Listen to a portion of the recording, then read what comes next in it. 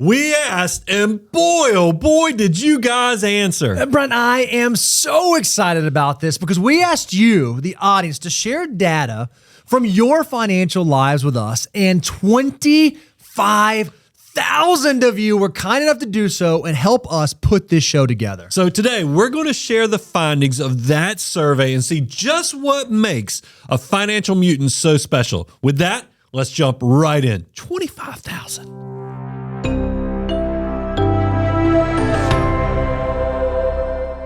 Brian, financial mutants are a rare breed. We already know this. They look different than the world around them. But let's talk about what they actually look like. When we say financial mutant, we talk to those of you out there listening. What and who are we talking to? And this, from a demographic standpoint, is what we found. That from an age standpoint, it is fairly diversified, but we have a lot of folks in that 30s to 40s range. Yeah, I mean, it was kind of amazing to see who you guys were, or are. I don't know why I use past tense, but it was, I mean, look, this gets me excited. 20s. You know, you guys have the world by its tail, and there's 23% of our audience. That's healthy. That's super Think awesome. about 30s messy middles, 41% of our audience.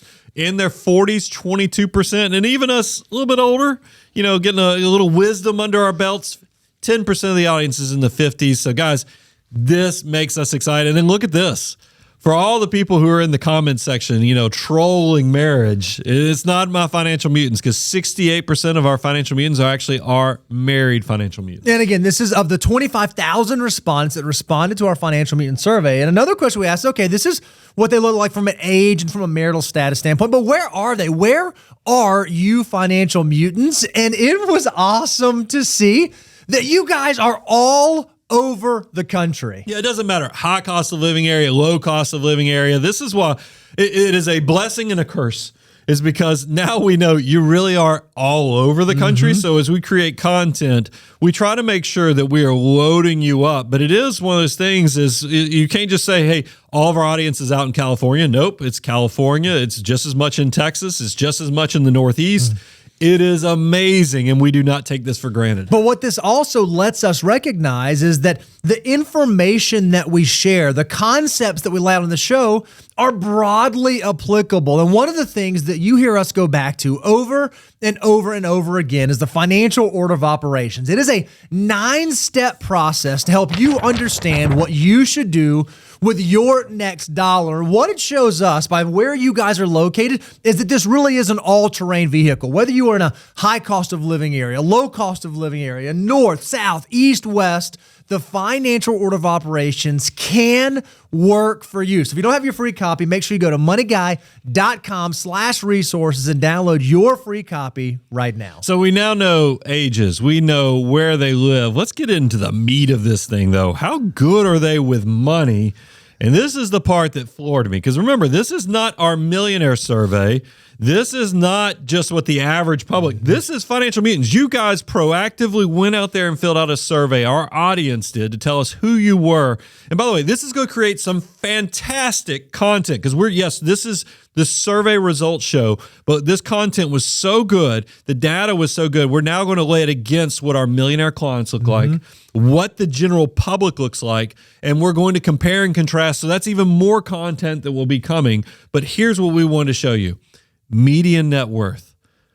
If you think about the typical American struggles to just get above zero. That's right. And then when I see that the median net worth for our financial mutant audience is $650,000. Wowzer. That's only part of the story, though, because $650,000 is the median. And we showed you that demographically, you guys are sort of all over the place. And we know that the median age of a financial mutant is right there at 36 years old. But when we think about breaking out net worth across the different ages, think about this. The median net worth for our 20-year-old financial mutants, $185,000. For our 30-year-old financial mutants, $650,000. Mutants in their 40s, $1.3 million median net worth. Those in their 50s, $2.3 million median net worth. And for those in their 60s, almost a $3 million median total net worth. Now, this is all net worth. These are assets that include home equity and all the other assets that show up on your financial statement. But we know, Brian, when we think about the average American, while they've seen their net worth increase, it's not always for the reason we'd like to see. Yeah, I mean, when you think about the Fred data coming from the Federal Reserve, it's like the 30% increase has been all home equity. Financial assets still stayed practically at nothing. So imagine our surprise when we ask you, financial mutants, how much in financial assets, because it's one thing to have net worth, how much of this is actually liquid financial assets? I'm talking about cash reserves, your 401ks, your brokerage accounts. Check these numbers out. The median number, remember the median net worth was $650,000. Imagine our surprise when we find out median investable net worth, $405,000. And that doesn't even tell the whole story, because for the 20-somethings, $120,000. Wow. For the 30-somethings, it goes up to $400,000 of median investable net worth. For the 40s, $880,000. For the 50s, $1.6 million. And for the 60s, $2 million. What this shows us is that financial mutants recognize that part of the way that I build up wealth is actually save some of my income, some of my shovel for tomorrow. And the way I do that is by saving and investing those dollars to compound over time. And if I can do that consistently, I get to have a net worth that's not just all show. There's actually some real dough inside this net worth. So a lot of people are watching this because realize we know 40% of audience is always brand new people coming through the door. So maybe you're watching this the first time. You don't even feel like a financial mutant, and you're even looking at this and going, aspirationally, who are these people? How can they have this level of success? One of the first things you can do if you want to get on the train, if you actually want to be part of this process, start tracking where are you? Because how are you going to know if you're ahead of the curve, behind the curve, or right where you're supposed to be if you don't even know where you fit into this? Go check out our net worth tool. Now, we have two ways we can get this for you. If you go get our free version, you can just go to moneyguy.com/resources, but you can see up on the screen, we actually have a dashboard version, which lets you use it as a tool. And if you go to learn.moneyguy.com, this is the exact same version of the net worth tool that we use. Bo and myself use this for tracking our own. What I like is, because like I said, I keep highlighting this dashboard, lets you see the three buckets. You know, how much of this is after-tax money? How much is it tax-free? How much is tax deferred? How has this journey changed on paying down my debts? How much of this is, liquid versus comparing to my annual income? All these things are so important so you can actually compare and contrast where you're going with your financial resources. So if you have not started tracking your net worth, you should. And we assure you that your future self will thank you. The absolute best time to begin tracking was last year, which means the second best time to start tracking it would be right now this year. So go to learn.moneyguy.com to download that. So we talked about the median age of our financial mutants and where in the country they're located and what their net worth looks like and what their investable assets look like. Now, Brian, let's talk about, how are they actually able to get to that net worth? When we think about the number one way that most people are able to build wealth, it's through their income. So when we think about incomes for financial mutants, how did that look for our guys? This is one, because we just did the net worth, we did investable net worth, now we're doing the income. And I'm like, you guys are the better versions of even myself. Because I'd always daydreamed that I had goals for myself. Now I realize I'm a little older, so you'd have to inflation adjust these goals up. But mine was I wanted to have $100,000 by the time I was 30. I wanted to have $1 million liquid investments by the time I was 40. And I see my typical financial mutant. You guys are actually accomplishing this. When I look at median household income, this blows the doors off of what the typical American, like I said, we're going to create content that compares and contrasts this to the typical American plus even our millionaire clients. But to know that our 20-something listeners, our financial mutants out there listening, that their median household income is $120,000, that just blows my mind. And then, Bo, I think about the 30-somethings. Yeah. This is you in the messy middle, $185,000, and then peak earning years in the 40s, $210,000, 50s.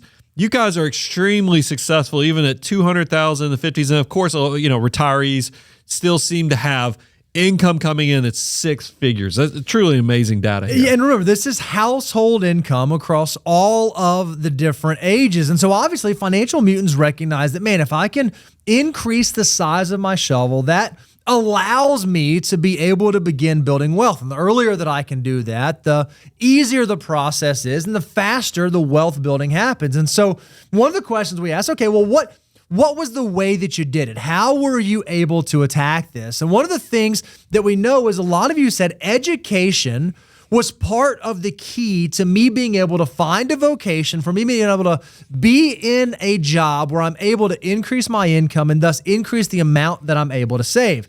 And if you've listened to our content, if you listen to our show for any amount of time, you know that one of the things that we really stick hard to is that a lot of Americans right now are starting out in a tough spot. They have student loan debt lagging behind them that they have to carry into their 20s, into their 30s, and sometimes even into their 40s. And we think that there is a better way to do money. So one of the things we talk about all the time is what we call the first-year financing rule. When you think about how much student loan debt should you take on, we don't want you to accrue any more debt in total than what you anticipate your first year salary to be. So if you're going to follow the money guy rule, you don't want more debt than your first year salary. And so, Brian, we just asked the question for our financial mutants, for our respondents.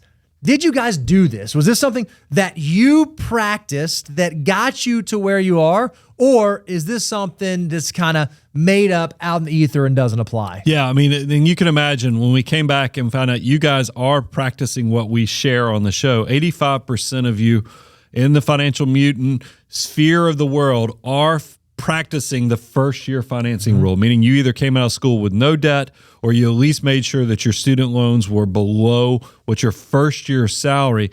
Guys, this is a huge win. This is why when we start tracking who's doing well, who's winning, this is amazing stuff. And it shows me, because a lot of this is, are you being an active player in your life? You know, because villains and victims never win. So if you look at your humble beginnings and you realize, oh my gosh, you know, I've got all these things working out, you have to be very deliberate how you navigate the process so you come out the other side well. And I'm happy to report 85% of our mutants seem to not be falling in the trap that's just ensnaring so much of the general population. Well, and I think a lot of mutants recognize that, okay, you know, what really matters is the education I'm receiving, not necessarily the prestige of the name that goes on the top of the diploma. What I recognize is that higher education, college, is a means for me to be able to get into the next phase, next season of life. So I want to make that decision really, really well and do it more based on what I will actually get out of it, not what the rest of the world views my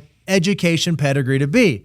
And so financial mutants have recognized, okay, well, I go get the education and I understand how detrimental debt can be to me building financial independence. So I'm going to avoid getting in debt, but I'm also going to recognize that once I do start working, once I do start getting out into the workforce, I need to actually begin letting my money work for me. And when it comes to savings, you guys are incredible. Yeah, I mean, this is one when I saw it. Now, look, we're going to highlight the fact, because we always say, what's the goal for being a financial mutant? Is we do want you to reach saving and investing 25% of your gross income as fast as possible. And I'm here to report happily that 1 in 3 of you, meaning 33% of our audience, is already doing this. But I think that that's missing a little bit, because recognize we show data all the time, and we'll pull this up so you don't have to kind of go, you don't even have to go to moneyguy.com/resources, because we're going to just pull it up on the screen here in a second. But there is a group of you who are in the 20s, and you realize maybe I don't, because why does the 25% rule exist is because a lot of people don't discover personal finance into their late 30s. And when you do the math of how much you have to save to have a good replacement ratio, it is typically beyond 25%. But because you guys are financial mutants, you can, if you're in your 20s and you're saving 10%, 15%, 20%, it's still going to create tremendous opportunity. And I'm happy to report 59.2% of our financial mutants who filled out this survey actually are saving greater than and investing 20% of their gross income. And again, I don't want to like rob stuff from the comparison show, but we know that right now 60% of Americans could not come up with $1,000 for emergency, and yet 60% of our financial mutants, 60% of you guys out there listening to this content save more than 20% of your gross income. You recognize how powerful compound interest can be. You recognize that sacrificing a little bit of today can yield a great, big, beautiful tomorrow. It is unbelievable. Brian, you referenced a tool that you can go check out. If you want to go to moneyguide.com/resources, we have a deliverable called How Much Should You Save that shows based on different ages, how much income could I replace at retirement based on different savings rates. So you can go say, okay, hey, if I'm someone who's 30, yeah, maybe I'm okay if I save 20% or 25%. But remember, unknown unknowns come your way. That's why we say the faster you can get to 25%, the more freedom and flexibility you'll likely give yourself down the road. So I love this next thing because a lot of people, I know we're going to see this content and they're going to be like, okay, wow, this group has a high net worth, high investable net worth. Their income's high.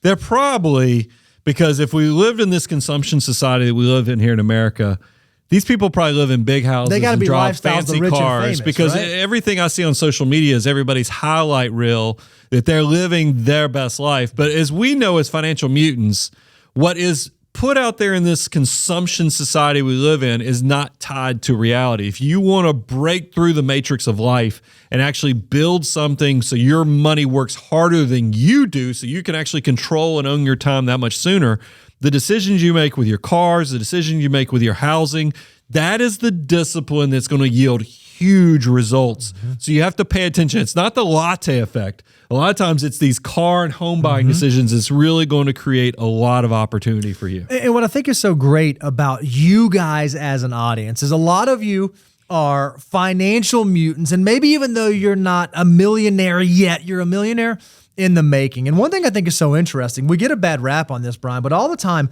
when we talk about buying cars, we always say we love the idea of being able to pay cash for your car. Brian, when you buy an automobile, you pay cash for it outright. You're at the stage of life where you do that. I do the same thing, but it's not always been that way. Yeah. That's not always the way that it was. And so even though a number of our financial mutants have reached a level of success that is how they purchase their cars, we ask the question, hey, financial mutant, when you bought your very first car, when you first started out, were you someone who only paid cash for a car and you never had a car loan? And it was awesome to see that 59% of you, almost 60% of our financial mutants said, hey, at the beginning of my journey, when I got my first car, I had to borrow money. I had to finance. So if you're someone out there right now who can't pay cash for a car just yet, that's okay.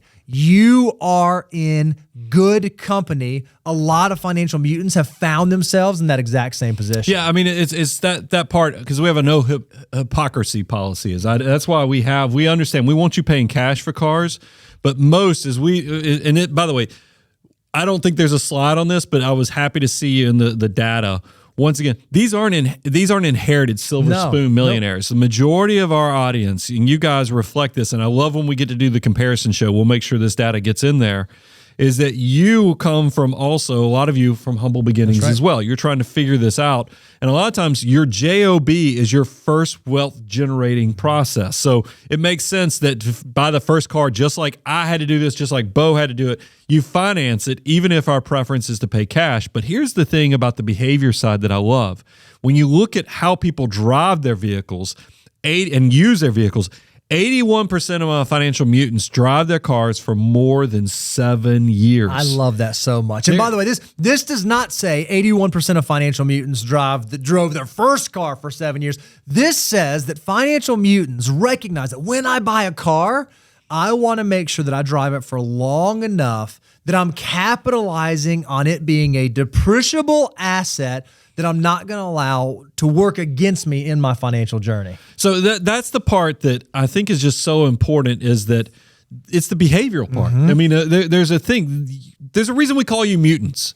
It's because you have this society where everybody's pushing you and telling you, hey, consume, be better, show the highlight reel. But yet somehow you guys you're divergent in the fact that the way you see the world, you process it completely different with all this stuff that's just being pumped into your head. You're like, nope, not for me. I'm going to do this a little bit differently. And I love it. And that's why when we create the rules like 23-8, if you, just for those, like I said, I know 40% of our audience, you're coming in and you go, is this a cult? Who are these people? Their data looks like you too can be just like this if you'll start following some of this guidance, because we want you to be able to see outside or see through the craziness that the world is trying to give you. There is a better way to do money. And for 23.8, because a lot of you are probably right now starting out your journey, and that JOB is the most important thing, just like it was for me, just like it was for Bo. You're going to need to put down 20%. If you can't pay cash, which is the preferred, put down 20%. So that way you're at least you have some skin in the game on this. If you don't finance it for longer than 3 years, when you must leverage and use financing as a tool, don't go beyond 3 years, because what this protects is it doesn't allow your eyes, your ego, you thinking about what the rest of society is doing, because they're pumping that into your head all the time. This will keep you grounded, because that amortization is going to really keep that payment. It's going to make it high. Yeah. A small sum of money is still going to have a high monthly payment. That way they don't get to play that crazy game they play at the auto dealership where they just say, anybody can afford anything at $200 a month. What do you want your car payment Because to we'll be? what do you want your car payment? Because we'll just push the amortization out to the next 12 years. I mean, I'm joking, but we seem to be going that journey as way we go from 5 to 6 to even beyond at this point. And then we don't want those payments to exceed 8% of your gross income. If you can follow this, it leads you so you don't end up over levered, living a lifestyle that's fake. We want you to live your best life so you can save, invest, but also bedazzle your basic life and live some amazing memories. I love that. So following 23.8 is a great way to make sure that you make good car and auto decisions. But we know that while an auto is a large financial decision that we make, for most people, it's not the largest. For most people, the largest financial decision you will ever make is in relation to your home, the place where you live, the shelter over your head. And so we wanted to ask, okay, when it comes to our financial mutants, what does their home consumption decision look like? Brian, you've already noted they have very high incomes, and they have very high net worths, and they have very high liquid net worths. They must be living in the lifestyles of the rich and famous, in the cribs type homes. And we were pleased to find out that when we actually asked for the total home values across all of our financial mutants, even in the midst of this recent real estate run-up that we've seen, the median home value for our financial mutants was $381,000. Now, look, off the top of my head, I don't know what the average is in the United States. We'll have that for that show, because we are going to have a comparison show, like I said, to the general public, our financial, our millionaire clients, as well as our financial mutants. But I think we're going to see that this is amazing. Mm-hmm. This is very similar to where probably the median for the country is. Instead of these people who are making incredible decisions, disciplined decisions, they're living like the rest of us. This is truly the millionaire next door. Mm-hmm. I did think it was interesting, and this is something that I know the trolls will have a field day, because it does show the disparity in what has been an opportunity and where we are now is just separated, is that median mortgage rates for our financial mutants was 2.75, which is completely separated from the reality of the world right now, post-pandemic. And that's why I think it also shows in the data, we didn't put this on the slide, but 27% of our financial mutants are actually building this incredible journey and actually building all these great net worths with the incomes they have completely outside of owning their own home. They're actually, renting or doing other things, and they're still not letting that keep them from building their great, big, beautiful tomorrow. Well, and even when you think about financial mutants, mortgage rates were only at 2.75 for a moment. It's not like, we were in a low interest rate environment, but what this shows me is that financial mutants recognize when and how to capitalize on opportunity. So maybe you're someone who's buying a house now or has recently bought a house, and you don't have that 2.75% mortgage, but that's not to suggest that there might not be an opportunity in the future for you to refinance and get into that 6%, that 5.5%, maybe even that 5% mortgage. Financial mutants recognize opportunities and they capitalize on them. So if you are someone out there who's thinking about home ownership, or you're one of the 27% who's not quite there yet, we have a rule that you can follow to make sure that you stay inside the lines, even in this wild world in which we live right now. And we call it the 3-5-25 rule. And what that means is that when it comes to your down payment, we don't subscribe to the idea that you have to put 20% down. For first-time home buyers, we think it's okay if you make a down payment as low as 3%. So long as you plan on being in that home for at least 5 years. And when you add up your total housing cost, it does not exceed 25% of your gross income. If you can follow that rule, you will likely get yourself into a home that you can actually afford. Yeah, once again, we're giving you this guidance. I know it is contrary to what a lot of the things you're seeing out there on social media and put out there, but it's the no hypocrite policy is so that 3% is there's so many people out there telling you in the past. Now, I think people have changed their tune. They're now coming closer to where we are because the market has forced it. But we've always said, hey, I looked at myself. I only put down 3 to 5% on my first house. I know you only put down 3 to 5%. Most of our financial advisors here at our wealth management firm would only put down 3 to 5%. Let's start sharing that with the world so that people don't have to already in a hard situation feel like they have to put down 20% just because the talking heads are saying this. We've never had to adjust our rules because we understand that we got to get you on the home ownership train. But that's why the rules also that we give you these checklists and other things so you can make sure you do this right. And that's why I would encourage you, if you are thinking about, hey, how do I know how to do home ownership well? I want to encourage you to go to moneyguy.com/resources. We actually have a calculator for you. We have checklists for you. We're trying to make sure that you get to measure twice, cut once, and these big life decisions that will, kind of hang with you and you either celebrate or you'll just rue the day that you made these decisions. We want to make sure you feel like you're well taken care of and you're doing it with the right decision matrix with both the finances, the math, as well as the mindset. So, Brian, we had 25,000 financial mutants tell us what their financial life looked like. And we know who they are and how old they are and what their net worth looks like and what their investable assets look like and their income. And we even know how they consume. But another question that we wanted to ask is we recognize that financial mutants are exactly that. They're mutants. They think and see the world a little bit differently. So we wanted to dive in to the mutant mindset. So for these 25,000 folks, we asked, okay, hey, when was it that you started taking personal finance seriously? Was it something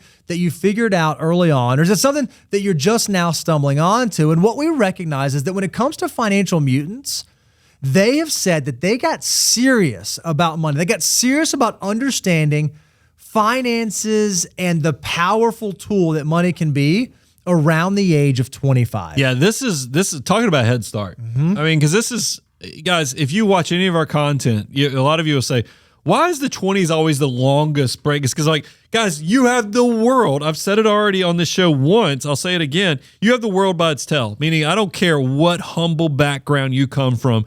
If you will just do something, don't stand still in your 20s, you will be successful just because the power of compounding growth is just that powerful. Now, we know, and we're going to do a comparison show.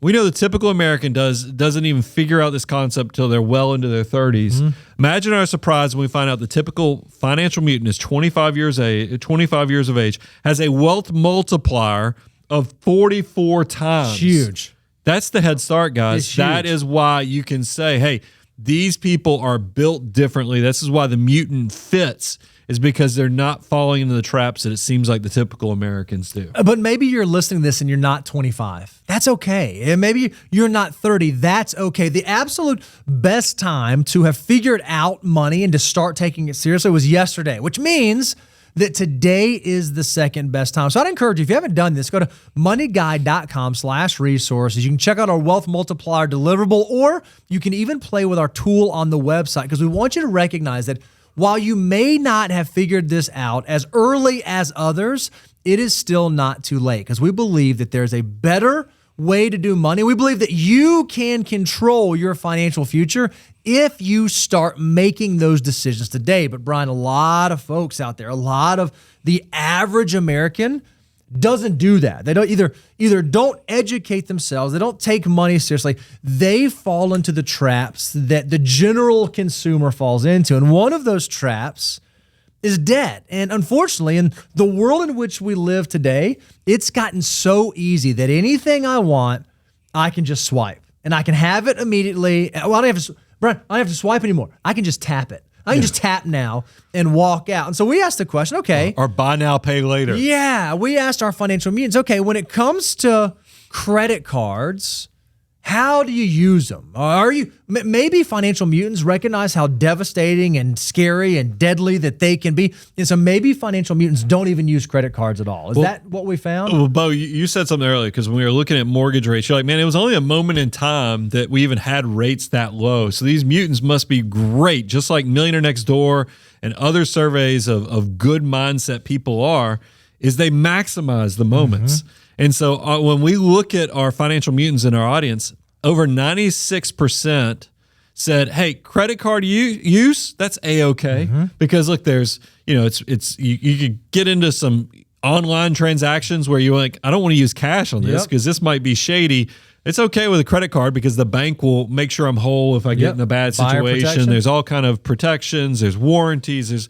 There's rebates. There's rewards. 96% of you are saying, I want to sign up for that opportunity. But here's what I'm happy to report. This is where you once again disconnect, and we'll have content that compares and contrasts this to the general public plus our millionaire clients. 90% of financial mutants, though, are saying credit card use is A-okay. Credit card debt, no way. Because how are you ever going to get ahead if you're paying 20+% to a financial institution when you're hoping in a good year that we make somewhere between 8 to 12%? You guys get it, and it makes me so happy. You recognize that avoiding risks, avoiding things like debt, avoiding things working against you can be so valuable. And you also take that to your balance sheet. We asked this question, okay, for our financial mutants, you understand if you're following the financial order of operations, Brian, can you hold the thing up for me? If you're following the financial order, in the first 4 steps, 2 of them have to do with emergency reserves and cash on hand. And we said, okay, well, how seriously do our financial mutants take this? And we were so pleased to see that 85% of financial mutants have a fully funded emergency fund. They're not skipping steps. They're not staying too lean. They recognize that cash is a tool in your tool belt that can keep your financial life out of the ditch. They take it seriously, and they have fully funded emergency reserves. Financial mutants is the perfect name because these people are, you're just built different. And I think that also goes towards not only your mindset, but your world outlook. I have always been accused of just being an optimist. I always just think things are going to work out. I don't let myself, even when my own children complain about stuff, I'm like, watch how you process and think, because villains and victims, like I said, a lot of us have struggles. We come from many of you out in the audience, you come from very humble beginnings.